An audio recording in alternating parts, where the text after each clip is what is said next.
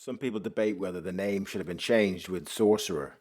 It's supposedly a kind of like a remake of The Wages of Fear from the 1950s, but just say kind of like Sorcerer is kind of like it's a strange name because just say William Friedkin when he done this was his third film back in the early 70s. Just say for instance, first one was The French Connection, then the next one was The Exorcist. So French Connection 71, Exorcist 1973, and then this was 1977, Sorcerer. So he had pretty much free reign to do what he wanted to do with this film because his other two films were such a success. Right, so there's a couple of things to do with this film that I find interesting. One of them is the name. Just say The Wages of Fear may have been a better name than Sorcerer because people thought that, well, what is this, an evil wizard, or so what is this? William Friedkin, his name alone would be enough for people back then to go and see a film because they knew of him through The French Connection and The Exorcist. So The Wages of Fear may have been a better title for it, but that's irrelevant in movies as well.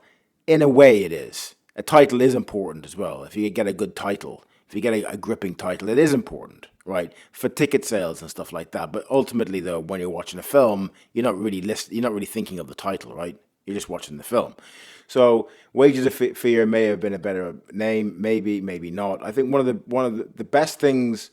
Well, I'll say some of the best things about Sorcerer in a second, from my opinion, right? But one of the worst mistakes, even William Friedkin himself admitted this, right? Is that initially Steve McQueen was going to play Roy Scheider's part. That's what he was going to do. He wanted Steve McQueen. Steve McQueen was really interested in it. He just got married to Ellie McGrath at the time, and he didn't want to be away from her or something like that. So he was trying to work in. He was trying to be fair and trying to work with William Friedkin to be in the film. In the end, he didn't do it. He didn't come across. He didn't do it. And your man was at the time even said, "I wish I wasn't as arrogant because I wish I would have stuck and got Steve McQueen in the film under any circumstances." Because when you watch Sorcerer and you think about it, even though Sorcerer was the main thing is that it wasn't a success. One of the reasons it wasn't a success is because Steve McQueen wasn't in it. If Steve McQueen was in it, it would have been a hit, without a doubt. Because the film would have even suited him. It's not even about him being a name or anything like that. It would have suited him, right? So I think it was a big mistake. Roy Scheider is good, but he's not really a leading man. Now, the things that I like about Sorcerer is that kind of like it's an unusual movie. I like unusual movies. They're different. You can't really put a name on it. Why you even like it, but it's a film that I got on Blu-ray about 2 or 3 months ago, maybe about 6 months ago. It was the only film I've got in the last 7 or 8 years on Blu-ray because I was that taken with the whole film. So Sorcerer stars, like I said, Roy Scheider. It should have really been Steve McQueen and Bruno Cremer and Francisco Rabal and a guy from Morocco called Amadou. Right, so for Francisco Rabal was the guy that was supposed to play the guy in the French Connection, but there was a mix-up with the guy's name. Right, he was supposed to be in the French Connection, so it didn't end up being him because they got the name wrong with the other guy that was in the French Connection. I can't even remember his name now. Right, so all these people were great in it. I think it was just miscast. I think that your man definitely should have been in it. Steve McQueen should have definitely been in it. But the film ultimately works in such a way that even from the context of kind of like it's about your fate.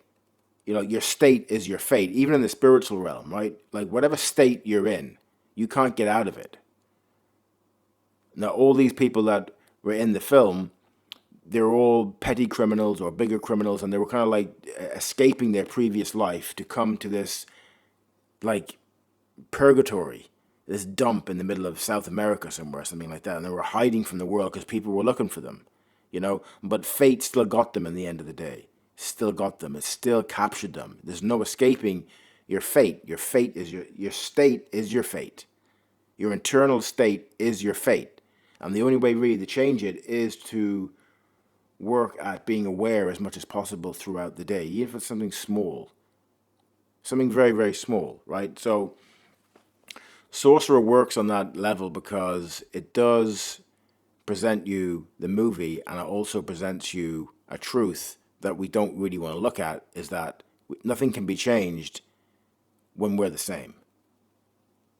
So it can't work that way. So, and one of the best things in Sorcerer as well, which I thought was brilliant, is the parts with the truck going over the bridge. Like every time they came to an obstacle, it was like the world was in their way. Everything was standing in their way, even though the characters don't really know in the film that it's their own internal mechanisms that are making these things. They are where they're supposed to be because of their own state, right? To just say when the trucks come to this bridge that looks like it's falling apart, one of the most brilliant spectacle on screen shots I've ever seen, and it must have been a nightmare to make it. I think that in some way they stuck the truck onto the bridge in certain scenes, and they had to create like a storm, and the riverbank thing dried up, and they were flooding loads of water into this area. It would have been a nightmare to film. But if you watch that, even that segment with the two trucks going over the wooden bridge, the tension in it is just, it's so palpable, and so it's so cool to watch. It's a brilliant film. Sorcerer is a brilliant film. William Friedkin is a fantastic director. The film bombed, like I said. It came out, I think, around the same time as Star Wars. So people didn't really want to watch that at that time, right? But if Steve McQueen would have been in it, like I said, I think it would have been a success. So, but later on now people are enjoying it way more. So a shout out to the film. I think Sorcerer is absolutely brilliant. It's just a shame that Steve McQueen was not in it, because it would have been a success back then, and it would have been the right casting. It's important to get the right cast in a film. Sometimes you can do it, sometimes you can't do it, sometimes it aligns, sometimes it doesn't align, but at the same time, it doesn't take anything away from the film. The film is great. It's a great film, so check it out. I think it's on YouTube, or maybe you can get it somewhere else. I don't know, but it's definitely it's definitely a film worth checking out, without a doubt. Without a doubt, it's very unusual, gripping, and it's got a great backstory of kind of like I said, your state is your fate, and you can't escape your fate. Not when you're the same. I yield.